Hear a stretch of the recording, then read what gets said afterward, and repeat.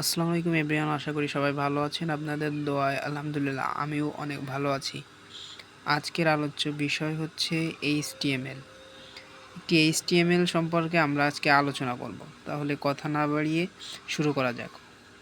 এখানে আছে a1 plus b1 whole square equal to a square plus 2ab plus b square HTML করো। এটাও কিন্তু প্যারাগ্রাফ আকারে, লাইন বাই লাইন যেগুলো থাকবে ওইগুলো প্যারাগ্রাফ আকারে থাকবে। প্যারাগ্রাফ আকারে লেখার জন্য আমরা পি ট্যাগ ব্যবহার করব। তাহলে কথা না বাড়ি শুরু করা যাক। সর্বপ্রথম এইচটিএমএল লেখার পরে হেড শুরু করব। হেড শুরু করার পরে টাইটেল লিখতে হবে। টাইটেলে একটু ফর্মুলা, টাইটেল যে কোনো কিছুতে সেভ করতে পারে, এবিসি দিয়েও সেভ করা যায়। মানে ফর্মুলা দিছি আমি আর কি। টাইটেল ফর্মুলা, টাইটেল শেষ করতে হবে। তারপরে হেড হেড হেড লেখার পরে হেডের কাজও শেষ করতে হবে। হেড শেষ করার পরে বডি শুরু করতে হবে। বডি পি ট্যাগ, মানে প্যারাগ্রাফ আকারে রয়েছে, তো এখানে প্যারাগ্রাফ আকারে রয়েছে বলে আমরা পি ট্যাগ শুরু করলাম।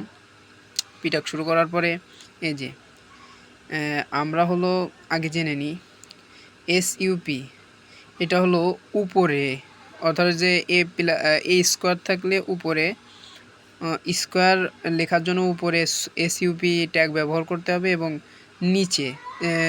নিচে থাকলে যেন এর নিচে যে অন রয়েছে এ লেখার জন্য এসইউবি নিচে ট্যাগ ব্যবহার করতে হবে।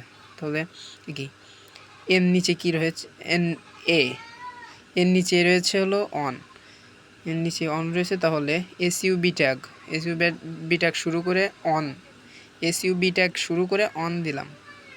দেওয়ার পরে এসইউবি ট্যাগ শেষ করলাম, প্লাস বি ট্যাগ শুরু করলাম।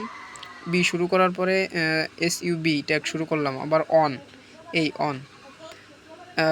এবার এসইউবি ট্যাগ শেষ করলাম।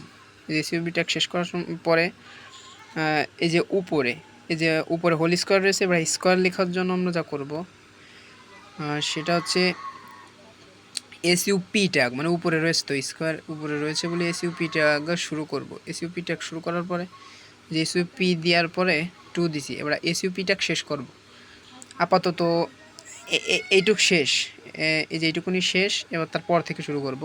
এই যে এর উপরে স্কোয়ার রয়েছে, তাহলে উপর এসইউপি উপরে ব্যবহার করতে হবে। তাহলে এসইউপি দেওয়ার পরে 2, এই যে এরপরে 2 রয়েছে বলে এই স্কোয়ার রয়েছে, তো এই জন্য এরপরে সুপ মানে এসইউপি উপর ট্যাগ ব্যবহার করার জন্য ব্যবহার হয়েছে 2 পরে এসইউপি ট্যাগ শেষ করতে হবে, প্লাস 2ab প্লাস, এই যে এখানে 2ab প্লাস, এখানে বি উপরে স্কোয়ার রয়েছে, তাহলে উপরে স্কোয়ার রয়েছে বলে এসইউপি ট্যাগ ব্যবহার করতে হবে, যে এসইউপি উপরের ট্যাগ। এসইউপি ট্যাগ ব্যবহার করার পর এখানে এমনি এসইউপি ট্যাগ ব্যবহার করার পর 2 রয়েছে, যে 2টা কোথায়, এই যে বি ট্যাগের পরে উপরে দেওয়ার জন্য এসইউপি ট্যাগ ব্যবহার করতে হবে। তারপরে এই যে 2, এই 2 দিলাম। দেওয়ার পরে এসইউপি উপরের যে ট্যাগটা এটা শেষ করতে হবে। এসইউপি এই ট্যাগটা শেষ করার পরে আমাদের কিন্তু এখানে আর উদ্দীপকে কিছু নাই, তাহলে শেষ। আমাদের যে প্যারাগ্রাফ আকারে যেটা ছিল, এই যে লাইন বাই লাইন যেগুলো থাকবে সবগুলো আর কি প্যারাগ্রাফ